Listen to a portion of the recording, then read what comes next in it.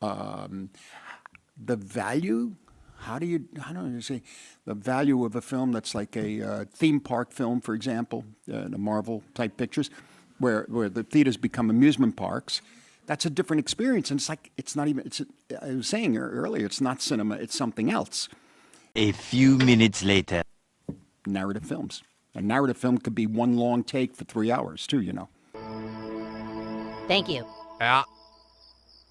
In the past few years, it has become fashionable to bash superhero movies. Francis Ford Coppola agreed with Scorsese's sentiment that Marvel movies are basically theme park rides, which is ironic given that Coppola literally wrote and directed a movie that was a theme park ride, Michael Jackson's Captain EO. Most criticisms of superhero movies tend to focus on their popularity because for some reason in the 21st century, popular now means bad. To be clear, we're not suggesting that the popularity of superhero movies is justification of their quality. What we are saying is that superhero movies often get a bum rap. They are looked down upon as being childish power fantasies by people who don't actually watch the movies themselves. Superhero stories are fascinating explorations of psychology. What happens to a person's sense of identity when they have the powers of a god? Or their equivalent? What are your superpowers again? I'm rich. Alan Moore's original Watchmen graphic novel is practically a thesis on this question. When you find yourself outside of a society in a position of power, do you become a protector, ruler, or oppressor? The Dark Knight is another great example of this. Look past the capes and cowl of Batman, and you will find a story about three characters trying to understand the very nature of humanity itself. Are symbols more important than the individuals themselves when it comes to the delicate nature of social structures? Who appointed the Batman? We did. All of us who stood by and let scum take control of our city. But this is a democracy, Harvey. You either die a hero, or you live long enough to see yourself become the villain. The Dark Knight's entire ending has Batman taking the blame for crimes that he didn't commit. Both he and Gordon realized the people need to still have faith in the man Harvey Dent was, because the story of Dent inspires others to rise above corruption and fear. Now, don't even get me started on the Joker. His entire character arc is a test of the theory that humanity is, at its core, animalistic and chaotic. It's funny how so many people romanticize this version of the Joker in this film, despite the fact that his central thesis on human nature is proven flat out wrong at the climax. Superhero stories are stories about human nature writ large, so of course, psychology nerds like Ron and I are all about superheroes. And it's not just the heroes who explore this. Take, for example, Superman Returns. People criticize Lex Luthor's plot of creating new continents for real estate purposes. It's not logical for a genius, they argue. But they're not considering Luthor's motivation. It was never about the real estate. It's about creating a place where the godlike being of Superman cannot go. Think about it for a moment. The only difference between being protected by a godlike entity and being enslaved by that entity is just however the entity is feeling that day. That is terrifying when you think about it. And yes, that is something I really wish they explored in more depth in Batman vs. Superman. In this new series from Cinemind, we're going to be looking at the recent Marvel series, The Falcon and the Winter Soldier. Despite a mixed critical response, I thought the show was pretty damn good. It gave us several characters who demonstrated many of the most interesting aspects of a fun little psychological concept known as self-justification. I say fun, but really it's a very complicated and sometimes even frightening quirk of cognition that can lead people to do interesting things. It wasn't me! It wasn't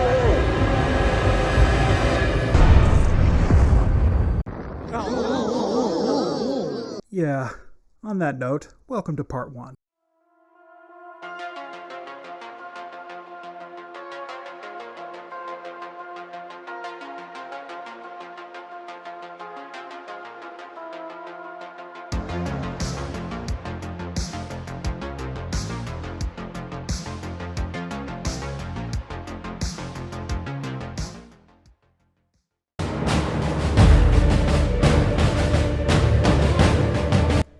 Justification is a term that you are more likely to hear thrown about in the philosophy department than in the psych department. There is a real irony in that, as justification in philosophy is demonstrating that something is right and reasonable, while in psychology, justification is when we make up excuses or rationalize doing or thinking something we should know is wrong. You've no doubt heard the term cognitive dissonance, which is the stress that occurs from holding contrary beliefs and ideas.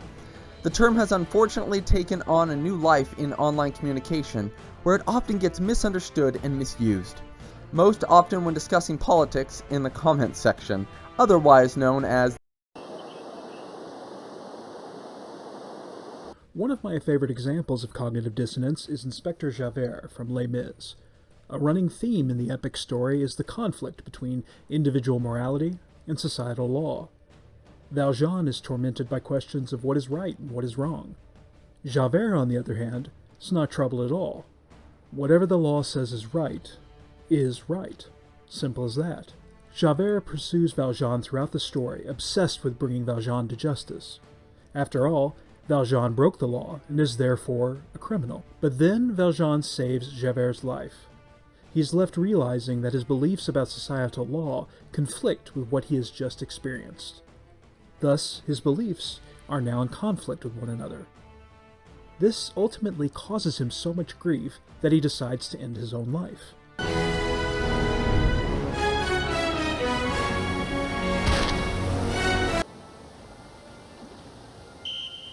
That is cognitive dissonance. However, unlike the inspector, most people tend to take a less dramatic route to resolve the issue. The stress of cognitive dissonance is a powerful motivation in how we reach decisions and then justify these decisions to ourselves afterwards. One of the main themes in Falcon and Winter Soldier is responsibility to others. What do we owe others, and how should that debt influence the decisions we make? If the debt we owe is large enough, then does this justify actions that are illegal or even immoral? And if the systems that determine whether something is legal or illegal are corrupt and broken, then should we even care if something is illegal? Now, these questions are bordering on the philosophical, so let's be clear. Psychology is concerned with what we do, not what we should do. Therefore, we're not going to be discussing whether or not a character's actions are justified. Rather, we are going to be exploring how their actions are justified to themselves. There are two ways they can go about this. Internal self-justification is when we change the way we perceive our own actions by changing our position about something or playing down the severity of the consequences. We usually use this one when there is a dissonance with something that feels good but is harmful. For example, how an addict plays down the disastrous physical and mental consequences of long-term substance abuse. Then there is the other type, external self-justification. When we feel that the situation gives us an excuse for behaving in a particular way, this is usually used when we experience a cognitive dissonance with a moral problem, doing something that usually isn't socially acceptable, and trying to explain why you had to. We were supposed to make the world a better place. Dan, that's exactly what I am doing. Nuclear war, human extinction. Of course, my moral safeguards gave me pause of the necessary sacrifice. A few key regions around the globe: New York, Los Angeles, Moscow, Hong Kong, disintegrated in an instant. 15 million people killed. The world's punishment for flirting with World War III. Killing millions. To save billions. Now let's take a look at some of the key characters from Falcon and the Winter Soldier, looking at some of their most critical decisions and why they did them. In this episode, we will be looking at John Walker and the Falcon. Good morning, America. John Walker. One season of only 6 episodes, and he has already joined the ranks of Skylar, Joffrey, and Scrappy-Doo in the Hall of Fame for most hated TV characters. Now, given his actions throughout the first season, yeah, it's understandable why people would really despise him by the finale.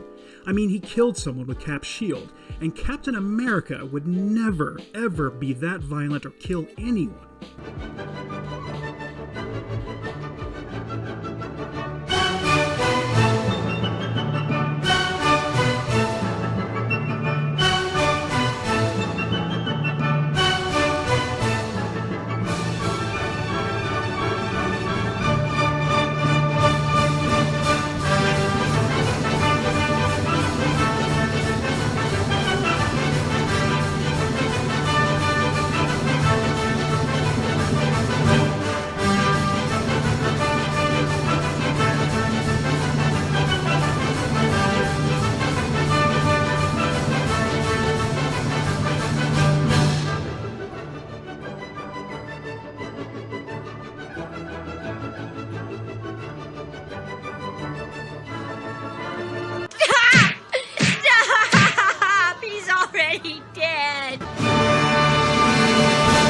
But this is not a defense of Walker.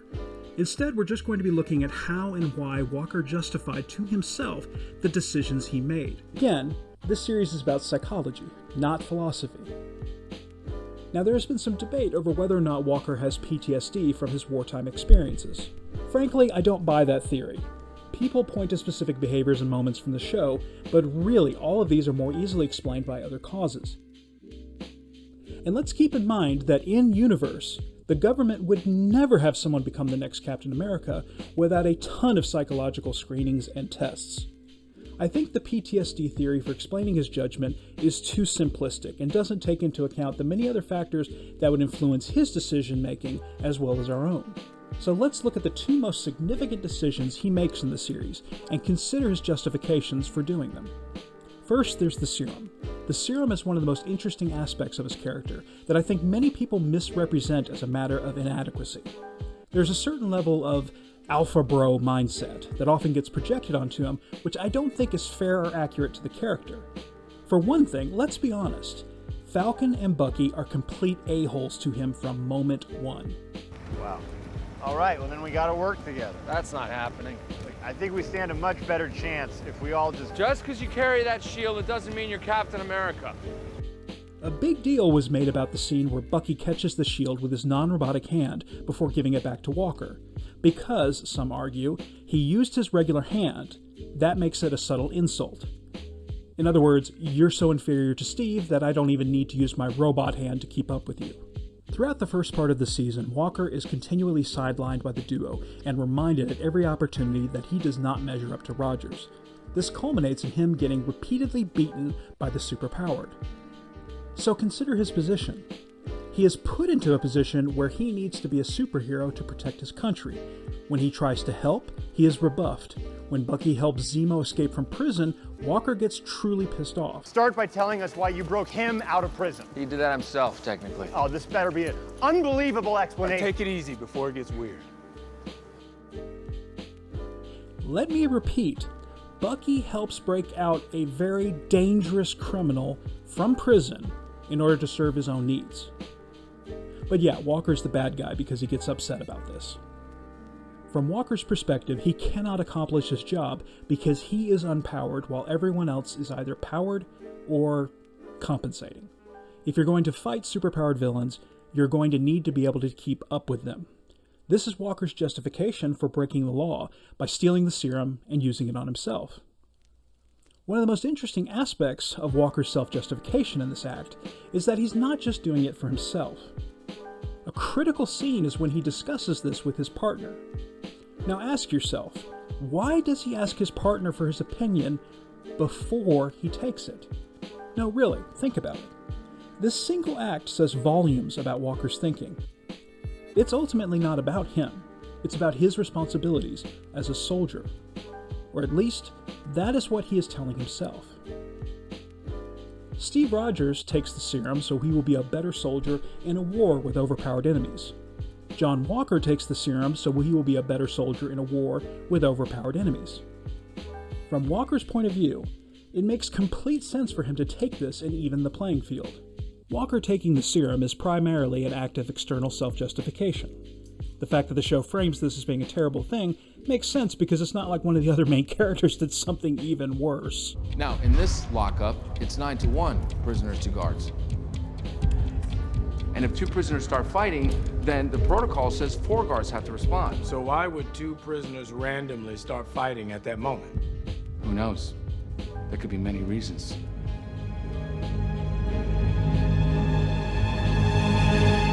This leads us to the second act, the one that everyone talks about. Yeah, that one. This one gets a bit tricky because it poses an interesting question. Was this an act of intentional and deliberate self-justification? Or something done in the heat of the moment? To be clear, a heat of passion crime is not a psychological term. It's a legal term. But it does bring up the question of intent. Someone is provoked and responds in a way that is not premeditated or deliberated. In this case, the self-justification would come after the event and be a way of essentially resolving the cognitive dissonance after the fact. Here the show makes Walker's justification explicit when he has to formally defend his actions. I lived my life by your mandates. I dedicated my life to your mandates. I only ever did what you asked of me, what you told me to be and trained me to do, and I did it. And I did it well. From a storytelling perspective, it's a great moment because we hear Walker spelling out exactly how he rationalizes his actions, by blaming the people who trained him and made him. Frankly, I find this moment disquieting for all the right reasons. From a certain perspective, you can find some tragedy in Walker's story. He was set up to fail from day one, and that is exactly what happened. You have to wonder how things might have turned out if Sam and Bucky had given him a fair shake. To quote some folks on Reddit, he was not the bad guy, he was just the wrong guy. Everybody in the world expects me to be something. And I don't want to fail them.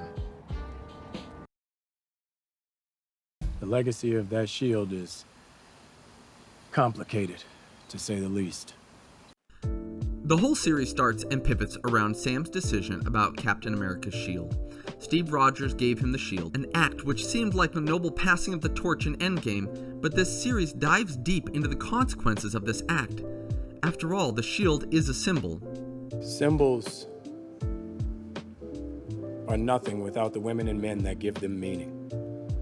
There are two pivotal moments of self-justification for Sam. When he gives up the shield at the start of the series, and then followed up by when he takes it up at the end. In these two actions, we see two great examples of external and internal self-justification. For most of the season, Sam's character arc involves him justifying why he gave up the shield. Bucky is critical of the decision and is constantly questioning Sam about it. That Bucky is so preoccupied with Sam's decision is pivotal to his own self-justification, which we will talk about later.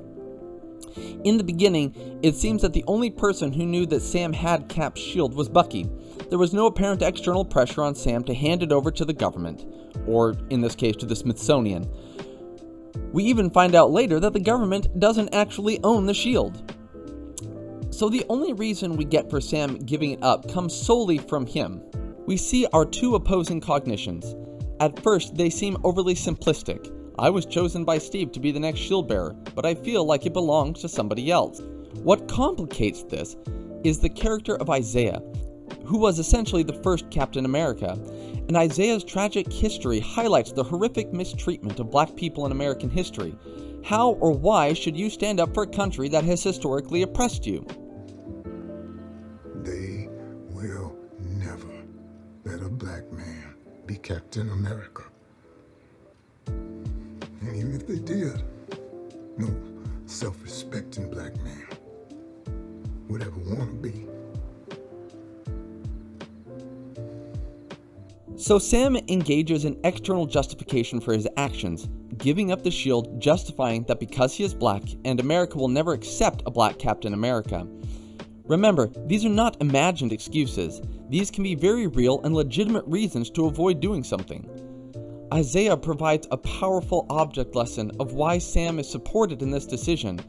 Isaiah is an early experiment in the reproducing of the super soldier serum, and after successfully defeating the Winter Soldier, he later goes AWOL to rescue and free his men from a prison camp that the US government is going to destroy to make sure that evidence of the super soldier serum is eradicated.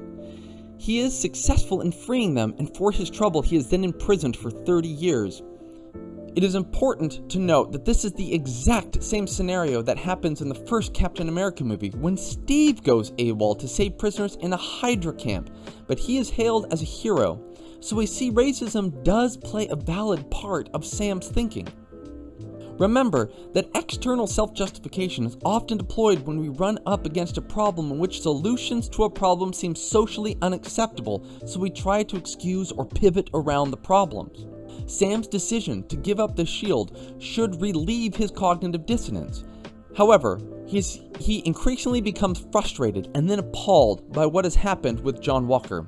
Walker has tarnished the shield literally and the title of Captain America. Combine this with Sam's awareness of how Carly is making use of the same strategies to justify her actions, and we start to see this particular strategy crumble around Sam's ears. So Sam must make use of internal self-justification to relieve his dissonance, and we see exactly this. Sam has to make a mental shift toward what he believes he can represent. This becomes all the more clear after he has donned the new captain uniform, and in a moment reminiscent of Steve's rally speech to S.H.I.E.L.D. in the second movie, Sam explains to us his new internal attitude. We finally have a common struggle now. Think about that. For once, all the people who've been begging, and I mean literally begging for you, to feel how hard any given day is, now you know. How did it feel to be helpless? Now, if you could remember what it was like to be helpless and face a force so powerful it could erase half the planet, you would know that you're about to have the exact same impact. This isn't about easy decisions, Senator. You just don't understand. I'm a black man carrying the stars and stripes. What don't I understand? Sam does not downplay the negative consequences of his taking up the title of Captain America. Rather, he realizes it's about meeting things halfway, avoiding the easy decisions, and doing the work. Join us in part 2 of this series, where we will dive into the role of hypocrisy in self-justification and also learn some sweet dance moves.